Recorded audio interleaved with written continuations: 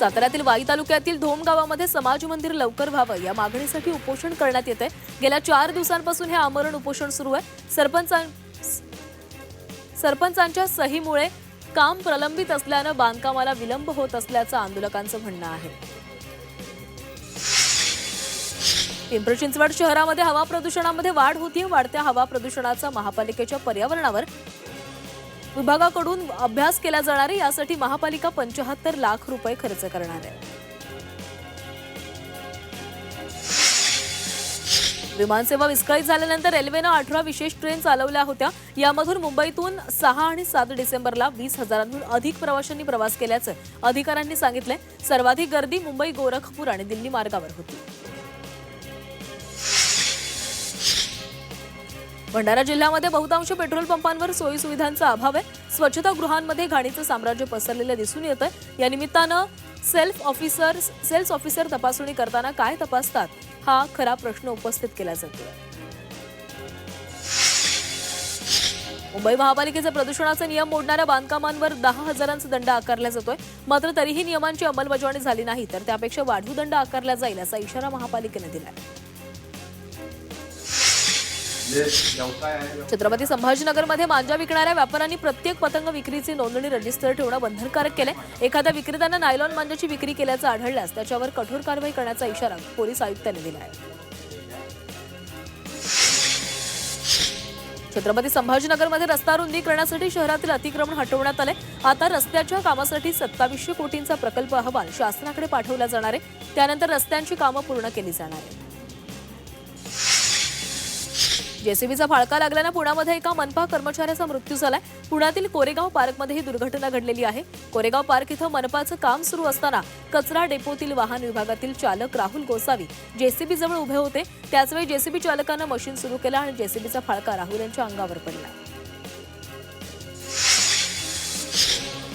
नागपूर रायपूर महामार्गावर भंडारा शहराजवळ कोकणागड फाट्यावर ट्रकनं ट्रॅक्टरला धडक दिली। त्यामध्ये धानाची पोती भरलेला ट्रक पलटी झालाय। त्यातील धान्याचे पोते राष्ट्रीय महामार्गावर अस्ताव्यस्त पडलेले होते। सुदैवाने यामध्ये काही जीवितहानी झाली नाही। ठाण्यातील खारेगाव कळवा मार्गावर तुटलेल्या नाल्यामुळे दुचाकीस्वाराचा मृत्यू झालाय। रस्त्याच्या मध्यभागी असलेल्या नाल्यावरचं झाकण तुटलेलं असल्यानं अंधारामध्ये ते त्या दुचाकीस्वाराला दिसलं नाही। अचानक त्याचा पाय नाल्यामध्ये अडकल्यानं तो रस्त्यावर कोसळला। सांगलीच्या आमणापूरमधील कृष्णा काठावर आरली पक्ष्यांचं आगमन झालेलं आहे। हे पक्षी प्रामुख्याने भारतासह नेपाळ, पूर्व पाकिस्तान आणि श्रीलंका या प्रदेशामध्ये आढळतात। सध्या कृष्णा काठावर 53 छोट्या आरली पक्ष्यांची नोंद झाल्याची माहिती पक्षीप्रेमींनी दिली आहे। संभाजीनगरमध्ये लग्न समारंभाच्या कार्यक्रमामध्ये एका चोरट्यानं पैसे आणि मोबाईल लंपास केलाय। चोरीची ही घटना सीसीटीव्हीमध्ये चित्रित झालेली आहे। चोरट्यानं 2 मोबाईलसह रोख रक्कम असा 17,000चा मुद्देमाल चोरी केलाय। छत्रपती संभाजीनगरमध्ये घरासमोरील दुचाकीची चोरी झाली आहे। चोरीची घटना सीसीटीव्हीमध्ये चित्रित झाली।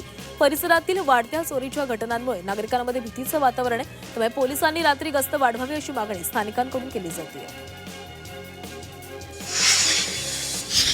उल्हासनगरमध्ये सराईत गुंडावर चाकू हल्ला करण्यात आलाय। कारला मारल्याच्या कारणावरून दोघांशी वाद झाला। या वादाचं रूपांतर हाणामारीमध्ये झालं आणि त्याच्यावर धारदार शस्त्रानं वार करण्यात आले। पिंपरी चिंचवडच्या महासाधू श्रीमंत मोरया गोसावी यांचा संजीवन समाधी सोहळा सुरू आहे। सोहळ्यामध्ये अनेक धार्मिक आणि सांस्कृतिक कार्यक्रमांचं आयोजन करण्यात आलंय। 10 डिसेंबरपर्यंत हा समाधी सोहळा सुरू राहणार आहे।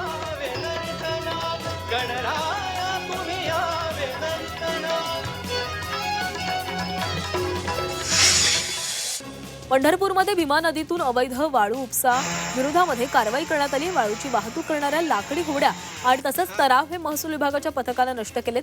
तहसीलदार आणि प्रांताधिकाऱ्यांच्या पथकानं ही कारवाई केली। परभणीतील वसंतराव नाईक मराठवाडा कृषी विद्यापीठाच्या 27वा दीक्षांत समारंभ पार पडला। 11 डिसेंबरला या समारंभाचं आयोजन केलेलं आहे। यावेळी प्रयोगशील शेतकऱ्यांचा शेतकरी शास्त्रज्ञ म्हणून सन्मान होणार आहे। शिवसेना नेते रामदास कदम यांच्या मातोश्रींचं वृद्धापकाळानं निधन झालं। त्यांच्या पश्चात मोठा परिवार असून स्थानिकांसह अनेक मान्यवरांनी त्यांना श्रद्धांजली वाहिली।